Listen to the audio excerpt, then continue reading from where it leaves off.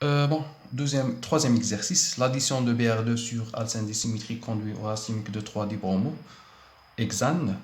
C'est un alcène dissymétrique double liaison lié avec des substituants différents.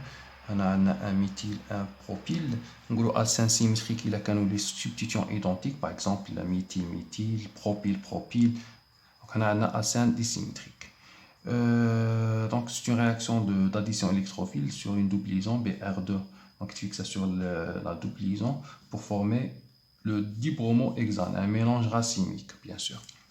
La question donne le mécanisme de la réaction en précisant la configuration absolue des produits obtenus. Pour le mécanisme, donc on a le Zx de N en présence de Br2. Donc lorsque une double liaison est proche de Br2, il y a l'apparition d'une charge positive sur cet atome de brome et charge négative sur cet atome de brome. Donc parce que la double liaison riche en électrons donc va fixer cet atome de brome avec un départ de Br et un des doublés de cet atome va attaquer ce carbone. Le brome il fixe le carbone après l'ouverture. Le doublé de l'atome de brome va attaquer ce site chargé positivement pour former intermédiaire réactionnel avec un départ de Br-. L'intermédiaire, c'est un pont bromonium Br chargé positivement parce que c'est le doublé l'attaque le carbone. Le pont intermédiaire, le pont bromonium plus Br-. C'est la première étape. La seconde étape, attaque dorsale, le dos de le pont, fait de la position ou fait de la position, 50% fait de la position et 50% fait de la position. Bon, c'est une attaque dorsale, maintenant, c'est une transaddition. Je mets la transaddition, toujours le BR, il compte l'opposé de BR. هذا qui compte en avant, هذا يكون en arrière, ou هذا en arrière, هذا en avant. Maintenant, on a deux possibilités. On obtient un mélange racemique. Nous sommes les produits après l'ouverture. Donc, j'obtiens un mélange de deux produits. On a bien sûr l'apparition de deux carbones asymétriques. Faites le site. Faites le carbone.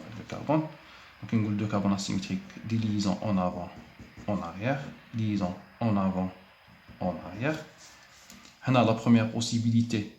Le BR, il est en avant. On a H.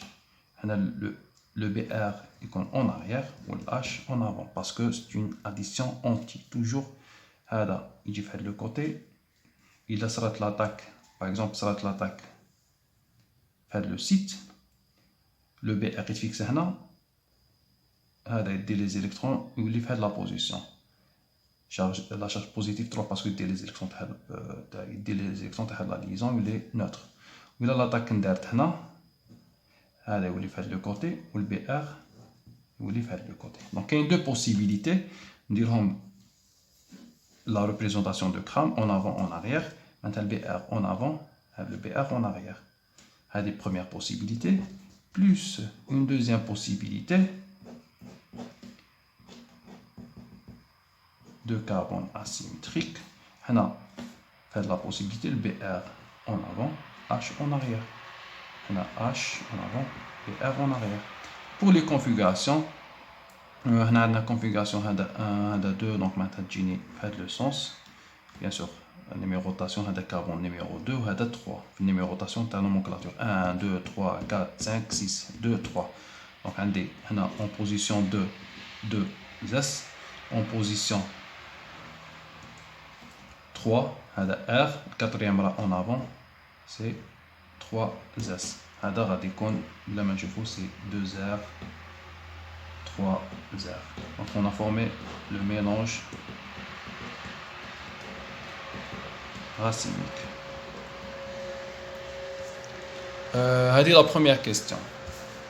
Donner le mécanisme en deux étapes. Formation bromonium puis l'attaque 50-50%. On obtient le couple d'inantiomère, mélange racimique, 50%, 50%.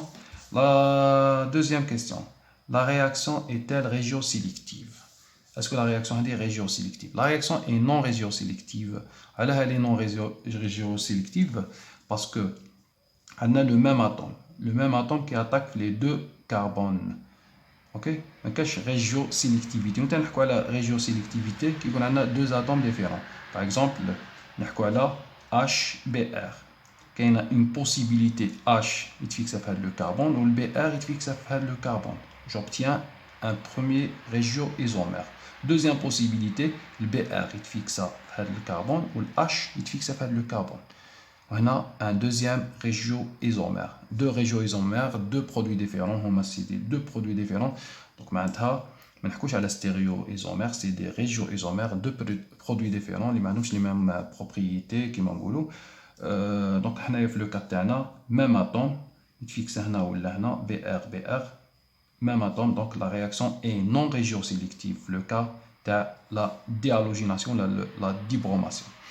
La réaction est stéréosélective. Est-ce que la réaction est stéréosélective? Oui, la réaction est stéréosélective, malgré que formule un mélange racimique. Formule un mélange racimique, mais on a formé deux carbones asymétriques. Deux carbones asymétriques. Former deux carbones asymétriques. On a bien deux carbones asymétriques. On a 4 stéréoisomères possibles pour deux carbones asymétriques. On a formé que 2 entre 4 possibles. Former le SS ou le RR. On a formé le RS ou le SR. Donc, la réaction là, il dit stéréospécifique. Alors, stéréospécifique parce que former un couple d'inantiomères, on a formé l'autre couple inantiomère. Maintenant, on a formé les 4 stéréoisomères. On a formé 2 stéréoisomères entre 4 stéréoisomères possibles. Alors, parce que c'est une transaddition. Donc, la dibromation, c'est une transaddition parce que BR, un côté la l'oppositaire. C'est une transaddition, donc c'est une réaction. Donc, la transaddition c'est une réaction qui donne un couple d'inantiomères. C'est une réaction stéréospécifique. Stéréospécifique, qui nous stéréospécifique, mais on ne peut pas stéréosélective. Mais stéréosélective, jamais elle est stéréospécifique. C'est une réaction stéréospécifique, donc nous avons dit stéréosélective. Il y a une stéréosélection. Une réaction qui est stéréosélective qui est une réaction qui est un mélange ou des produits qu'on majoritaires. On a dit stéréosélective. La réaction est 100% de le couple, 100% de le couple ou 0% de SR, RS. 0%, mais formé l'autre inantiomère parce que elle est c'est une transaddition. Donc, c'est une transaddition, donc elle est stéréospécifique, ou nous avons stéréosélective. Obtiendrait les mêmes produits si on utilise le EX2N, le EX2N, j'obtiens pas les mêmes produits, on peut dire le produit, le EX2N. On peut dire par exemple la réaction d'addition, je forme l'autre couple d'inantiomères.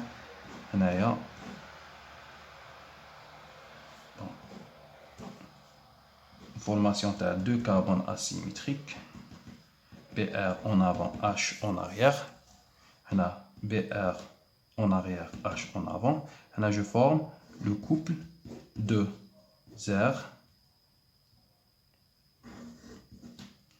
3S parce que on a le BR H en arrière, inversion de configuration, H en avant, inversion de configuration. Donc on a le cas de l'isomère E. Donc l'isomère E, il y a le couple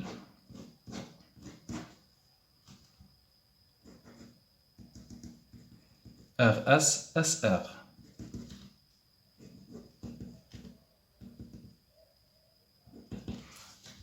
2S, 3R. Donc l'addition sur isomère Z, t'as le couple racimique 2S, 3S, 2R, 3R. Alors que le cas de l'addition sur l'isomère E, on obtient le couple 2S, 3R,